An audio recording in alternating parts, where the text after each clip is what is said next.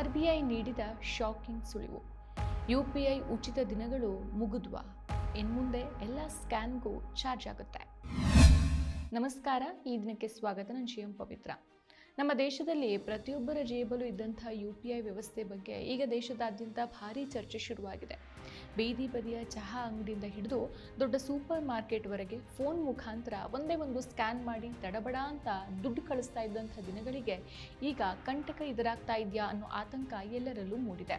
UPI ಪಾವತಿ ಉಚಿತ ಆಗ್ತಾ ಇರುವ ದಿನಗಳು ಕೊನೆಗೊಳ್ತಾ ಇದೆಯಾ ಅನ್ನೋ ಪ್ರಶ್ನೆ ಈಗ ಪ್ರತಿಯೊಬ್ಬ ಭಾರತೀಯನನ್ನು ಸಹ ಕಾಡ್ತಾ ಇದೆ. ಸೊ ಈ ಅನುಮಾನ ಹಾಗೂ ಈ ಹೊಸ ಕತೆ ಶುರುವಾಗೋಕೆ ಕಾರಣ ಸಂಸತ್ತು. ಇಷ್ಟು ದಿನ UPI ಸಂಪೂರ್ಣ ಉಚಿತ ಅಂತ ಸಂಸತ್ತಿನಲ್ಲೇ ದೇಶದ ಜನರಿಗೆ ಭರವಸೆ ನೀಡಲಾಗಿತ್ತು. ಆದರೆ ಇತ್ತೀಚೆಗೆ ಸರ್ಕಾರ ಯಾವುದೇ ಚರ್ಚೆ ಇಲ್ಲದೆ ಟ್ಯಾಕ್ಸೇಷನ್ ಆ್ಯಂಡ್ ಅದರ್ ಲಾಸ್ ತಿದ್ದುಪಡಿಯ ವಿಧೇಯಕವನ್ನು ಸದ್ದಿಲ್ಲದೆ ಅಂಗೀಕರಿಸಿದೆ. ಇದರ ಅಸಲಿ ಅರ್ಥ, ನಾಳೆ ಸರ್ಕಾರ ಮನಸ್ಸು ಮಾಡಿದ್ರೆ ಸಂಸತ್ತಿನ ಅನುಮತಿ ಇಲ್ಲದೇನೆ ಒಂದೇ ಒಂದು ಸರ್ಕಾರಿ ಆದೇಶದ ಮೂಲಕ UPI ವಹಿವಾಟಿಗೆ ಶುಲ್ಕವನ್ನು ವಿಧಿಸಬಹುದು. ಹಣಕಾಸು ಸಚಿವೆ ನಿರ್ಮಲಾ ಸೀತಾರಾಮನ್ ಅವರು ಸದ್ಯಕ್ಕಂತೂ ಸಾಮಾನ್ಯ ಜನರಿಗೆ ಯಾವುದೇ ಶುಲ್ಕ ಇಲ್ಲ, ಒಂದು ವೇಳೆ MDR ಅಂದರೆ ಮರ್ಚೆಂಟ್ ಡಿಸ್ಕೌಂಟ್ ರೇಟ್ ಜಾರಿಯಾದರೂ ಸಹ ಅದು 2,000 ರೂಪಾಯಿಗಿಂತ ಹೆಚ್ಚು ವಹಿವಾಟು ನಡೆಸುವಂಥ ದೊಡ್ಡ ವ್ಯಾಪಾರಿಗಳಿಗೆ ಮಾತ್ರ ಅನ್ವಯಿಸುತ್ತೆ ಅಂತ ಸಮಾಧಾನ ಹೇಳೋಕೆ ಯತ್ನಿಸ್ತಿದ್ದಾರೆ. ಆದರೆ reserve bank governor Sanjay Malhotra ಅವರ ಮಾತುಗಳನ್ನು ಕೇಳಿದ್ರೆ ಸತ್ಯ ಬೇರೆಯೇ ಇದೆ ಅನ್ನೋದು ಗೊತ್ತಾಗುತ್ತೆ. ಸೊ ಅವ್ರು ಹೇಳೋ ಪ್ರಕಾರ ಯಾವುದೇ ವ್ಯವಸ್ಥೆಯನ್ನು ನಡೆಸೋಕೆ ವೆಚ್ಚವಾಗುತ್ತೆ. ಯಾರಾದರೂ ಒಬ್ಬರು ಇದರ ಬೆಲೆಯನ್ನು ತೆರಲೇಬೇಕಾಗತ್ತೆ. ಪರೋಕ್ಷವಾಗಿ ಗ್ರಾಹಕರೇ ಇದರ ಹೊರೆಯನ್ನು ಹೊರಬೇಕಾಗಬಹುದು ಅಂತ ಸ್ಪಷ್ಟ ಸುಳಿವನ್ನು ಕೊಟ್ಟಿದ್ದಾರೆ. ಅಂದರೆ ಮೇಲ್ನೋಟಕ್ಕೆ ಉಚಿತ ಅಂತ ಅನಿಸಿದ್ರು ವ್ಯಾಪಾರಿ ತನ್ನ ಮೇಲಾಗುವಂಥ ಶುಲ್ಕದ ಹೊರೆಯನ್ನು ವಸ್ತುವಿನ ಬೆಲೆ ಏರಿಸಿ ಅಂತಿಮವಾಗಿ ಗ್ರಾಹಕನ ಜೇಬಿನಿಂದಾನೇ ವಸೂಲಿ ಮಾಡೋದು ಖಚಿತ ಅನ್ನೋದು ಇವರ ಮಾತಿನ ಗೂಢಾರ್ಥ. ಸೊ ಈ MDR ವ್ಯವಸ್ಥೆಯಿಂದ ಸಣ್ಣ ಅಂಗಡಿಕಾರರು ಮತ್ತು ಹಳೆಯ ದಿನಗಳಿಗೆ ಜಾರೋ ಪರಿಸ್ಥಿತಿ ಬರಬಹುದು. ಗ್ರಾಹಕ 2,000 ರೂಪಾಯಿಗಿಂತ ಹೆಚ್ಚು ಪಾವತಿಸಿದಾಗ ವ್ಯಾಪಾರಿಯೇ ತನ್ನ ಗಳಿಕೆಯಿಂದ -0.25% ಶುಲ್ಕ ತೆರಬೇಕಾಗಿ ಬಂದರೆ ಆತ QR ಕೋಡನ್ನು ಪಕ್ಕಕ್ಕೆ ಸರಿಸಿ ನನಗೆ ಕಾರ್ಡ್ ಮುಖಾಂತರ ಪಾವತಿಸಿ, ಇಲ್ಲ ಅಂತಂದರೆ ಕ್ಯಾಶ್ ಕೊಡಿ ಅಂತ ಕೇಳೋಕೆ ಶುರು ಮಾಡ್ತಾನೆ. ಸೊ GSTಯ ಕಟ್ಟುಪಾಡುಗಳಿಂದ ಈಗಾಗಲೇ ಹೈರಾಣಾಗಿರುವಂಥ ಸಣ್ಣ ಬಿಸ್ನೆಸ್ಗಳಿಗೆ ಇದು ಗಾಯದ ಮೇಲೆ ಬರೆ ಎಳೆದಂತಾಗುತ್ತೆ. ಸೊ ಇಷ್ಟು ದಿನ ಉಚಿತವಾಗಿದ್ದಂಥ ನಮ್ಮ ಡಿಜಿಟಲ್ ಪಾವತಿ ವ್ಯವಸ್ಥೆಯಲ್ಲಿ ಈಗ 2 ಭಾಗಗಳನ್ನಾಗಿ ಮಾಡೋಕೆ ಹೊರಟಿದ್ದಾರೆ. ಒಂದು ಫ್ರೀ ಪೇಮೆಂಟ್ ಕ್ಲಾಸ್, ಸಾಮಾನ್ಯ ಜನ ಪರಸ್ಪರ ಮಾಡಿಕೊಳ್ಳುವಂಥ ಒಂದು ಸಣ್ಣ ಪುಟ್ಟ ಪಾವತಿ. ನೆಕ್ಸ್ಟ್ ಒಂದು ಮರ್ಚೆಂಟ್ ಕ್ಲಾಸ್, 1.5 ಕೋಟಿಗಿಂತ ಹೆಚ್ಚು ವಾರ್ಷಿಕ ವಹಿವಾಟನ್ನು ಹೊಂದಿದ್ದು 2,000 ರೂಪಾಯಿಗಿಂತ ಹೆಚ್ಚಿನ ಹಣ ಪಡೆಯುವಂಥ ವ್ಯಾಪಾರಿಗಳ ವರ್ಗ. ಅಂದರೆ ವಿಮಾನದಲ್ಲಿ ಈ ಎಕಾನಮಿ ಕ್ಲಾಸ್ ಹಾಗೂ ಬಿಸ್ನೆಸ್ ಕ್ಲಾಸ್ ಇರುವಂತೆ UPIನಲ್ಲೂ ಸಹ 2 ದರ್ಜೆಗಳನ್ನು ಸೃಷ್ಟಿಸಲಾಗ್ತಾ ಇದೆ. ಸೊ ಈ ಕಾನೂನು ಬದಲಾವಣೆಯ ಹಿಂದೆ ವಿದೇಶಿ ಕಂಪನಿಗಳ ಮತ್ತು ಅಮೆರಿಕಾದ ಒತ್ತಡ ಕೆಲಸ ಮಾಡ್ತಾ ಇದೆಯಾ ಅನ್ನೋ ದೊಡ್ಡ ಅನುಮಾನ ತಜ್ಞರಲ್ಲಿ ಮೂಡಿದೆ. ಭಾರತದಲ್ಲಿ UPI ಶುರುವಾದ ನಂತರ ಅಮೆರಿಕ ಮೂಲದ ಪ್ರಮುಖ ಕಾರ್ಡ್ ಕಂಪನಿಗಳಾದ ವೀಸಾ ಮತ್ತು ಮಾಸ್ಟರ್ ಕಾರ್ಡ್ ಬಿಸ್ನೆಸ್ ಸಂಪೂರ್ಣವಾಗಿ ಕುಸಿದು ಬಿದ್ದಿದೆ. 2026ರ ಮಾರ್ಚಲ್ಲಿ ಅಮೆರಿಕದ ವ್ಯಾಪಾರ ಪ್ರತಿನಿಧಿಗಳು ನೀಡಿದ ವರದಿಯಲ್ಲಿ ಭಾರತದ ಡಿಜಿಟಲ್ ನೀತಿಗಳು ದೇಶೀಯ ಸಂಸ್ಥೆಗಳಿಗೆ ಬೆಂಬಲ ನೀಡ್ತಾ ಇವೆ ಮತ್ತು ವಿದೇಶಿ ಕಂಪನಿಗಳಿಗೆ ತಡೆಯೊಡ್ತಾ ಇದೆ. ಸೊ ಹೀಗಾಗಿ ಅಮೆರಿಕದ ಕಂಪನಿಗಳಿಗೂ ಸಮಾನ ಅವಕಾಶವನ್ನು ನೀಡಬೇಕು ಅಂತ ಟ್ರಂಪ್ ಆಡಳಿತದ ಮೇಲೆ ಒತ್ತಡವನ್ನು ಹೇರಿದರು. ಸೊ UPI ಉಚಿತವಾಗಿರೋದ್ರಿಂದ ವೀಸಾ ಸಂಸ್ಥೆ ತನ್ನ ವ್ಯವಹಾರ ನಷ್ಟಗೊಂಡು ಇತ್ತೀಚೆಗೆ ಭಾರತದಲ್ಲಿನ ತನ್ನ 1,400 ಉದ್ಯೋಗಿಗಳನ್ನು ಕೆಲಸದಿಂದ ತೆಗೆದುಹಾಕಿದೆ. ಬೆಂಗಳೂರು ಒಂದು ಕೇಂದ್ರದಲ್ಲೇ 40% ಅಷ್ಟು ಸಿಬ್ಬಂದಿಗಳನ್ನು ವಜಾ ಮಾಡಲಾಗಿತ್ತು. ಇನ್ನು ಕಾಂಗ್ರೆಸ್ ನಾಯಕ ಜೈರಾಮ್ ರಮೇಶ್ ಉಲ್ಲೇಖಿಸಿರುವಂತೆ UPI ಮಾರುಕಟ್ಟೆಯ 80% ಪಾಲನೆ ಈಗಾಗಲೇ ಅಮೆರಿಕನ್ ಹಿನ್ನೆಲೆಯ ಗೂಗಲ್ ಪೇ ಮತ್ತು ವಾಲ್ಮಾರ್ಟ್ ಒಡೆತನದ ಫೋನ್ಪೇ ಕಂಪನಿಗಳೇ ನಿಯಂತ್ರಿಸ್ತಾ ಇದೆ. ಸೊ ಈಗ ಇವುಗಳ ಲಾಭವನ್ನು ಇನ್ನಷ್ಟು ಹೆಚ್ಚಿಸೋಕೆ ಭಾರತ ಸರ್ಕಾರ ಈ ದಾರಿ ತುಳಿತಾ ಇದೆಯಾ ಅನ್ನೋ ಪ್ರಶ್ನೆ ಎದ್ದಿದೆ. ಸೊ ಇದೇ ರೀತಿಯ ಘಟನೆ ಬ್ರೆಜಿಲ್ ದೇಶದಲ್ಲೂ ನಡೆದಿತ್ತು. 2020ರಲ್ಲಿ ಬ್ರೆಜಿಲ್ ಸರ್ಕಾರ ಕೇವಲ 38 ಕೋಟಿ ರೂಪಾಯಿ ವೆಚ್ಚದಲ್ಲಿ ಪಿಕ್ಸ್ ಎನ್ನುವಂಥ ಒಂದು ಉಚಿತ ಡಿಜಿಟಲ್ ಪಾವತಿ ವ್ಯವಸ್ಥೆಯನ್ನು ಜಾರಿಗೆ ತಂದಿತ್ತು. ಕೇವಲ 3 ವರ್ಷದಲ್ಲಿ ಅದು ವೀಸಾ ಮತ್ತು ಮಾಸ್ಟರ್ ಕಾರ್ಡ್ಗಳನ್ನು ಹಿಂದಿಕ್ಕಿ ಜಗತ್ತಿನ ಅತ್ಯುತ್ತಮ ಸಿಸ್ಟಮ್ ಅಂತ ಕರೆಸ್ಕೊಂಡಿತ್ತು. ಇದರಿಂದ ಸಿಟ್ಟಿಗೆದ್ದಂಥ ಅಮೆರಿಕ ಬ್ರೆಜಿಲ್ ಮೇಲೆ 25% ಅಷ್ಟು ಸುಂಕದ ದಂಡವನ್ನು ಹೇರುತ್ತೆ. ಆದರೂ ಬ್ರೆಜಿಲ್ ಅಧ್ಯಕ್ಷ ಲೂಲಾ ಅವರು ಯಾರೇ ಬೆದರಿಕೆಯನ್ನು ಹಾಕಿದ್ರೂ ನಮ್ಮ ಪಿಕ್ಸ್ ವ್ಯವಸ್ಥೆನ ನಾವು ಬದಲಾಯಿಸೋಕೆ ಸಾಧ್ಯನೇ ಇಲ್ಲ, ಇದು ಜನರಿಗಾಗಿ ಉಚಿತವಾಗಿಯೇ ಇರುತ್ತೆ ಅಂತ ಅಮೆರಿಕಾಗೆ ಎದೆ ಕೊಟ್ಟು ನಿಂತರು. ಆದರೆ ಭಾರತ ಸರ್ಕಾರ ಅಂಥ ಧೈರ್ಯದ ನಿರ್ಧಾರವನ್ನು ಯಾಕೆ ತೆಗೆದುಕೊಳ್ತಾ ಇಲ್ಲ ಅನ್ನೋದು ಗೊತ್ತಿಲ್ಲ. 100% ಶುದ್ಧ ಶ್ರೀಗಂಧ ಎಣ್ಣೆಯಿಂದ ತಯಾರಾಗಿದೆ. ಅಸಲಿ ಉತ್ತಮಿಕೆಯನ್ನು ಹೊಂದಿದೆ. ಮೈಸೂರು ಸ್ಯಾಂಡಲ್ ಸೋಪ್, ನನ್ನ ರಾಯಲ್ ಬ್ಯೂಟಿ. ಇನ್ನೊಂದು ಆಶ್ಚರ್ಯದ ಸಂಗತಿ ಅಂತಂದರೆ ಕೇಂದ್ರ ಸರ್ಕಾರ 2024-25ರ ಬಜೆಟಲ್ಲಿ ಸಣ್ಣ ವ್ಯಾಪಾರಿಗಳನ್ನು ಪ್ರೋತ್ಸಾಹಿಸೋಕೆ 1,500 ಕೋಟಿ ರೂಪಾಯಿ ಮೀಸಲಿಟ್ಟಿತ್ತು.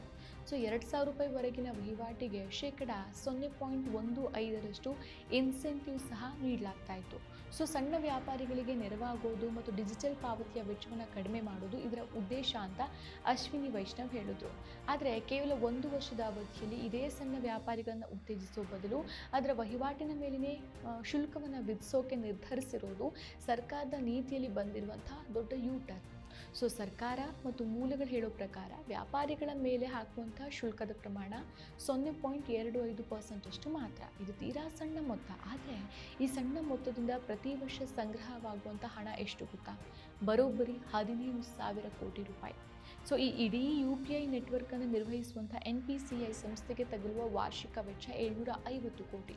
ಸರ್ಕಾರ ನೀಡ್ತಾ ಇದ್ದಂಥ 3,600 ಕೋಟಿ ಸಬ್ಸಿಡಿಯನ್ನು ಈಗ 2,000 ರೂಪಾಯಿ ಕೋಟಿಗೆ ಇಳಿಸಿದೆ. ಆದರೆ ಶೇಕಡ 0.25% MDR ಜಾರಿಯಾದರೆ ಖಾಸಗಿ ಬ್ಯಾಂಕ್ಗಳಿಗೆ ತಲಾ 800 ಕೋಟಿ ರೂಪಾಯಿ ಲಾಭ, ಫೋನ್ಪೇ ಮತ್ತು ಪೇಟಿಎಂಗೆ ತಲಾ 700 ಕೋಟಿ ರೂಪಾಯಿ ಲಾಭ, ಗೂಗಲ್ ಪೇಗೆ 500 ರೂಪಾಯಿ ಕೋಟಿ ಲಾಭ.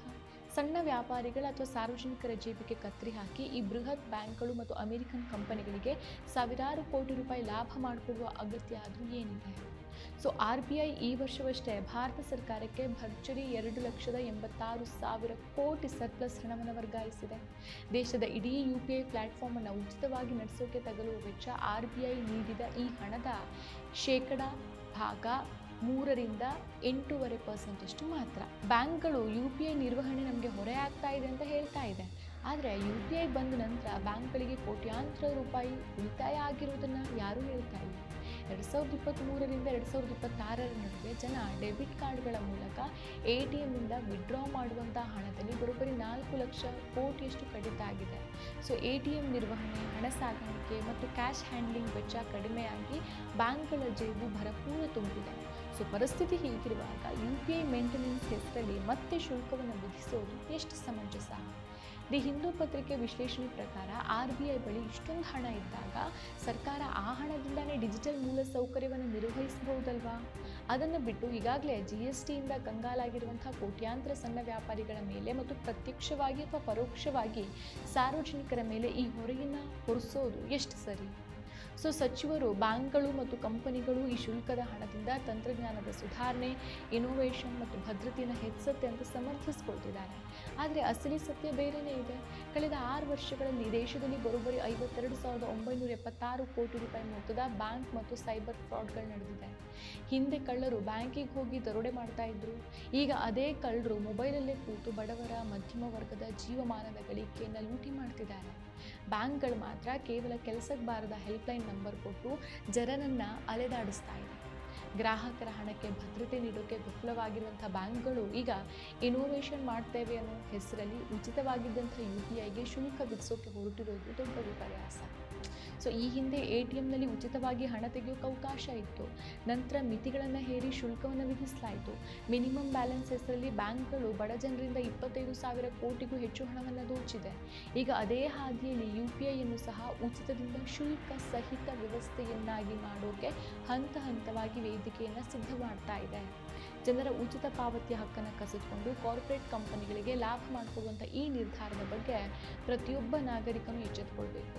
ಸೊ ಇತ್ತೀಚೆಗೆ ದೊಡ್ಡ ದೊಡ್ಡ ವಾಹನ ತಯಾರಿಕಾ ಕಂಪನಿಗಳ CEOಗಳು E20 ಇಂಧನದಿಂದ ಜನರ ವಾಹನ ಮತ್ತು ಎಂಜಿನ್ಗಳು ಹಾಳಾಗ್ತಾ ಇದ್ರೂ ಸಹ ಸರ್ಕಾರದ ವಿರುದ್ಧ ಮಾತಾಡದೆ ಮೌನಕ್ಕೆ ಶರಣಾಗಿದ್ರು.